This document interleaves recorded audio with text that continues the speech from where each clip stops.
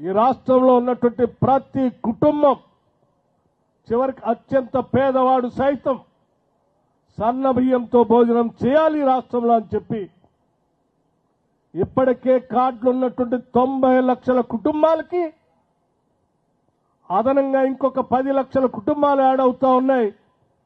అంతిమంగా ఈ రాష్ట్రంలో 1 కోటి కుటుంబాలకి సన్న బియ్యం పంపిణీ చేసే కార్యక్రమం ఈ రాష్ట్రంలో పెద్ద ఎత్తున జరుగుతూ ఉంది. చివరికి ఈ శాసనసభ నియోజకవర్గంలో కూడా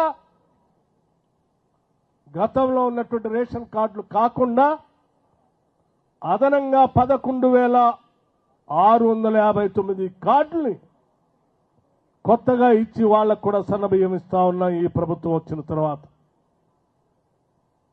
అంతేకాదు ఈ శాసనసభ నియోజకవర్గంలోనే గతంలో ఉన్నటువంటి రేషన్ కార్డులకు సంబంధించిన కుటుంబాలకు అదనంగా 2,147 మందిని కొత్తగా రేషన్ కార్డ్స్ లో యాడ్ చేసి